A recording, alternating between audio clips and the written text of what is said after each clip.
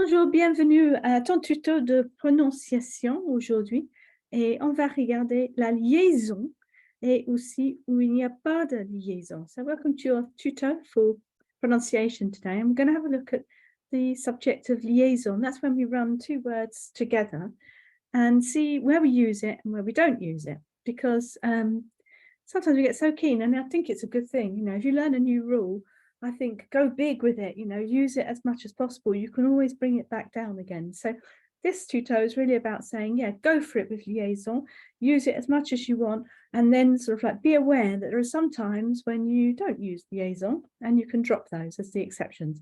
So let's just establish what is liaison, first of all. So liaison is where we have a vowel followed by that follows a word with an S or an X on it, and we run the two words together. So for example, let's look at numbers. They're a great place to see where liaison is at play. So for example, we say six on its own. With a consonant, we would say six personnes, for example. We'd have nothing going on there. But when we have a vowel after it, we liaise it, and quite often that's, in fact, always that S or X sound has a Z to it. So six ans, that's a liaison, six ans. Same with 10, dix ans. And with 11, onze ans, even though actually we're just running that Z a little bit further in because we've got the vowel after it. And even with the T, vingt ans.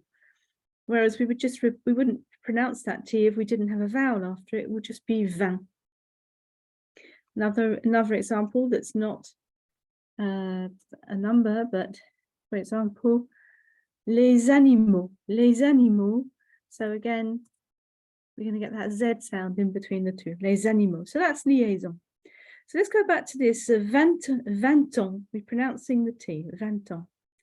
But there's a big but here. We use the vingt ans, vingt, when we're going into 21, yes? 21 ans. There's no liaison ever, in no situation, which is great because it's a universal rule, yes? There's no liaison ever after the word and, which is pronounced e, okay? So we get it just before, vingt, and then un an, vingt an, okay? So never 21, okay? Don't pronounce the T coming into the un, okay? 21 ans, okay? So a, never. So that and, we're never going to pronounce it, okay? So if we were to say, I don't know,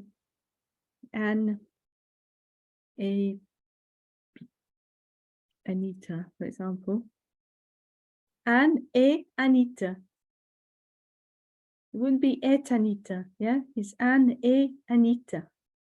So we're never going to pronounce that T is never going to run through, ever. All right, so that's nice, isn't it? Because you can say, all right, thanks, Ellie, I'm not going to use that. I'm never going to liaise that. But where you might have thought the idea that you think, oh, well, hold on, that sound et, because that's what it would sound like if it was liaise. Where does that come from? That comes from the verb être. And this one, yes, you can, but feel free to do this. So, il est un animal, for example. Il est un animal. So when we're using être in the third person, when it's on its own, it's il est. But when we have a vowel after it, we can turn it into a liaison. So, il est un animal. Il est un animal. And obviously, I put Ellie there. Didn't mean to write Ellie. Elle est une personne. Elle est une personne. So a with the T, you can run that through to the next one. So when it's être, the verb être, and when it's the third person, of course, yes, do that. You can run it through when you have a vowel after it, but never for the word and. Okay. Okay, now we've got sound combinations that sometimes liaise. Okay, so here we've got some, if it's raining on a Wednesday, kind of rules coming up. Okay, so you know probably that H's we treat like vowels pretty much in French. And so we think, well, they're useless, actually. We never pronounce them. But let's have a look. So then we liaise from the le onto the next vowel, because the second letter after the H is going to be a vowel. So we don't have to pronounce the H at all. So les hôtels, and because we're liaising, we get that Z-y sound there. So les hôtels, and you know that that's correct because it'd be an L apostrophe. So l'hôtel, for example. Les hôpitaux. Again, we're just going straight from the Z-y sound that's coming from the end of le into the O, which is hôpitaux. Or we can say, in the singular, l'hôpital, so it's an L apostrophe. Okay, that makes sense. Les histoires, straight from the Z sound, we cut off the end of le into the I, so les histoires, or we can go L apostrophe, l'histoire. All right, so that's a pretty commonly learned rule when you learn about liaison in the first place. But there are exceptions. And you have to just, I think, discover these exceptions as you go. But here are some examples. So les halles. So an indoor market in France is called une halle. So, but they're normally done in plural. So les halles. Les halles. And I remember the first time I said in French, I went, oh, les halles. And everybody were falling about laughing, saying, Eddie, why are you saying like that? And I was like, well, it's not an unreasonable thing to think, is it? When it's les hôpitaux, or, pardon, les hôtels, etc. But this word, no. Equally, here's some other examples. Les hirondelles. Les hirondelles. Someone said they saw some of these yesterday, which is a good sign. That's swallows. Good sign of summer, isn't it? So, les hirondelles. We don't run it through.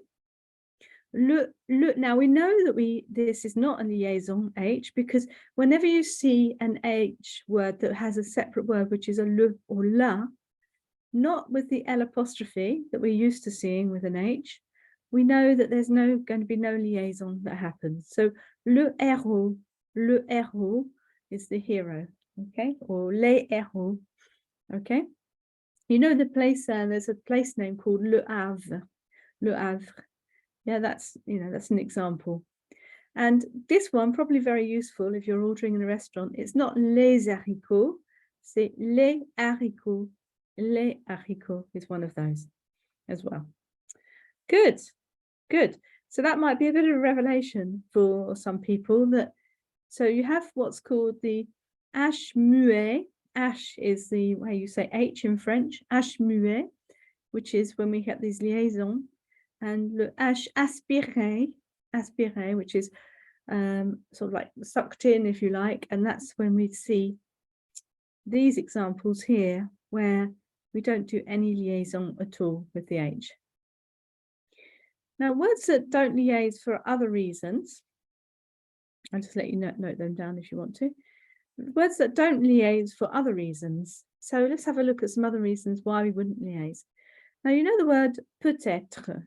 Peut-être means perhaps, yeah? And it's got a little trait, yeah, a little line between it. It means perhaps, maybe, yeah, peut-être. But you could say, ça peut être une bonne idée, for example, yes? So now we're changing it. Ça peut être une bonne idée. Okay, so now we're changing the meaning. So peut-être means maybe.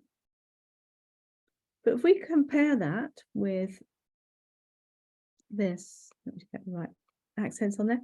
So ça peut être une bonne idée. That could be a good idea. So we're changing the meaning. So because the sense of the meaning, the sense of the words have changed, the liaison helps to make the difference, the definition between the two. So maybe is peut-être. But if we want to say that could be a good idea, or that can be a good idea, and we're using the verb pouvoir here, when there's no line between those two, and then it becomes ça peut être une bonne idée, for example. Now, when we're using the word onze, specifically onze, we don't liaise when we have a les. So, for example, les 11 enfants. Les 11 enfants, the 11 children. So you won't get a liaison there. That's just a one-off. And also, when we have oui, as in yes, even though we starts with a vowel, we don't liaise something else in front of it. So, for example, deux oui et un non. So 2 yeses and 1 no. We wouldn't say deux oui. That wouldn't work. So deux oui et un non. Un non, pardon, un non. And similarly, when we have a singular noun, we don't liaise with a verb that comes after it. So mon chat aime jouer, because otherwise it would be mon chat aime jouer, and chat is feminine, so ma. So that can't work. So that, because often, with a noun, it's going to change from masculine to feminine that way. So mon chat aime jouer. We're not going to pronounce the T that's coming into that verb of aimer. And then the last example I have for you is when we have an inversion of a verb. So that means when we're not saying vous parlez, we say parlez-vous, inverting the verb so that we can ask a question. We don't then take the S off of that inversion and put it into the next word. So parlez-vous espagnol? It wouldn't be parlez-vous espagnol? Parlez-vous espagnol? No, parlez-vous espagnol. Good. Okay, let's just have a little recap then. So liaison is quite prominent, but there are some exceptions. That's what we found out, yes? So numbers is a good place to look to see where liaison is in action. So, for example, 6 becomes 6 ans, 10 becomes 10 ans. I put a Z there. 10 ans, 11 ans. Now, 11 can liaise when the word after it is a vowel. And then 20 becomes 20 ans. So that's good for numbers. And then in general, when we have when we have a les and we have a vowel after it, we'll liaise that. So les animaux, for example, les animaux, and we'll make that sound zeddy. But the word and in French, et, is always pronounced et, and we don't want to liaise it. We don't want to liaise that. So Anne et Anita. It would never be ever Anne et Anita. And maybe the reason why that is to distinguish it. So Anne et Anita, so we've got a vowel, but we don't liaise it, is because with the verb être, we do liaise. So il est un animal, elle est une personne, because we do liaise that, and that is the same sound. Obviously, we don't liaise it if there's no vowel. And perhaps the most surprising thing we found out today is that we do liaise H's where we would see them initially as an L apostrophe, which obviously you'll know about. So les hôtels, les hôpitaux, les histoires, voilà. But there are certain cases where we don't liaise. And you'd know that by seeing in the le or la particularly, you would see that there would be no L apostrophe. And here are some examples where we don't liaise.